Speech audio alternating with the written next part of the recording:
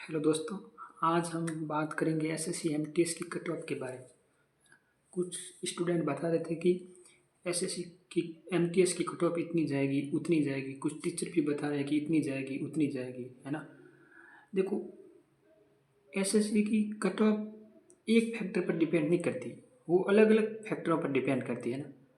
आज तो एक फैक्टर और भी आ गया जो स्कैम वाला फैक्टर है, इस पर भी डिपेंड करने लगी है तो कट ऑफ, है ना। तो एसएससी की जो एमटीएस की जो कट ऑफ है वो एक फैक्टर पर डिपेंड नहीं करती, अलग अलग डिपेंड करती है फैक्टरों पर, है ना। जैसे पेपर का लेवल कैसे था, और उसके बाद में वो पेपर कितनी शिफ्ट में, जो नॉर्मलाइजेशन है इसका भी एक इम्पोर्टेंट रोल होता है। और उसके बाद में पेपर स्कैम कितना हुआ वो भी सबसे इम्पोर्टेंट, ये भी कट ऑफ को बढ़ा देता है ना। ऐसे कुछ दो तीन इम्पोर्टेंट ऐसे मतलब फैक्टर है जो कट ऑफ को बहुत हाई भी कर सकता है और बहुत लो भी कर सकता है। जो नॉर्मलाइजेशन है उस पर डिपेंड करता है, 60 से 70% कम भी कर सकता है और ज़्यादा भी कर सकता है। सीधी सीधी बात करें, जो एसएससी एमटीएस की कट ऑफ है, जैसे अब पिछले की बार तुलना करें, है ना, और अब की बार तुलना करें, पेपर तो लगभग वही रहता है, लगभग एक ही लेवल का, एक दो क्वेश्चन का ऊपर नीचे हो सकता है। तो 2024 की कट ऑफ, जैसे मैं राजस्थान की बात करता हूँ ना, क्योंकि मैं राजस्थान से हूँ तो राजस्थान की बात कर लेते हैं, कट ऑफ कितनी जा सकती है ना।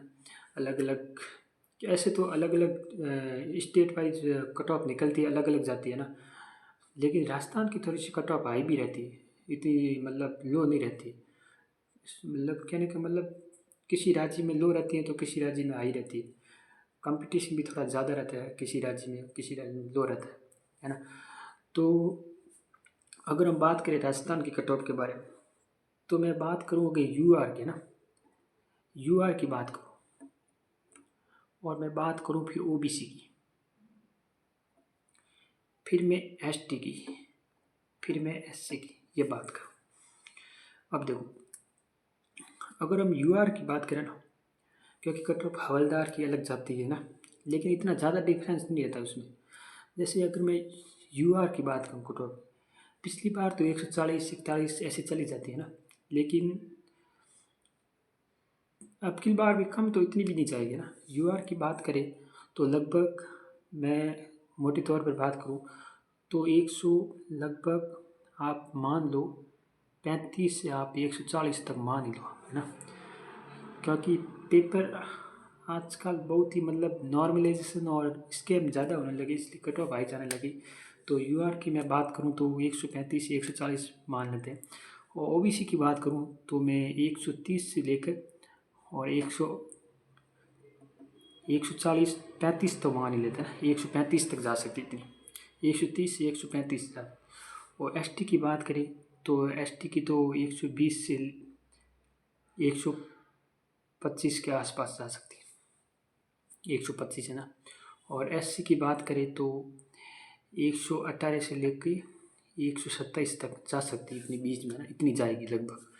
इससे आप एक दो नंबर प्लस माइनस कर सकते हो, इससे ज़्यादा कट ऑफ देखने को नहीं मिल सकती ना।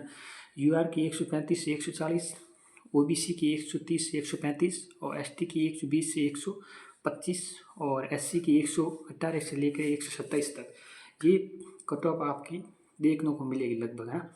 इसमें आप नॉर्मलाइजेशन, अगर आप नॉर्मलाइजेशन होने के बाद में ये कट ऑफ कह रहा हूँ ना, और प्लस माइनस आप दो नंबर आप जोड़ के दो, है ना, क्योंकि पता नहीं चलता, प्लस माइनस ऊपर नीचे होते रहते हैं। फिर देखो, मेरे हिसाब से कट ऑफ यही रहने वाली लगभग, है ना। फिर बाकी कुछ और भी बताए, लेकिन कट ऑफ लगभग यही रहने वाली। वो राजस्थान की बात कर रहा हूँ मैं, है ना। बाकी अलग अलग स्टेट वाइज अलग अलग जाएगी, वो मैं राजस्थान की बात कर रहा हूँ, है ना। तो राजस्थान की कट ऑफ के बारे में आपको ये जानकारी होनी चाहिए।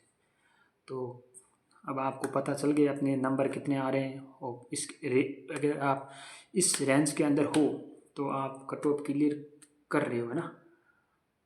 और भी जानकारी आपको पानी है, अगर आप एसएससी सीजीएल आगे एसएससी सीजीएल की तैयारी करना चाहते हो तो मेरे चैनल को सब्सक्राइब कीजिए, ताकि जो भी मैं टेस्ट दूंगा लाइव वगैरह, वो आपको नोटिफिकेशन आपके पास आता रहेगा, और कितने नंबर आए वो भी पता चलता रहेगा, और आप भी अपने नंबर मुझे शेयर करते रहिए ना।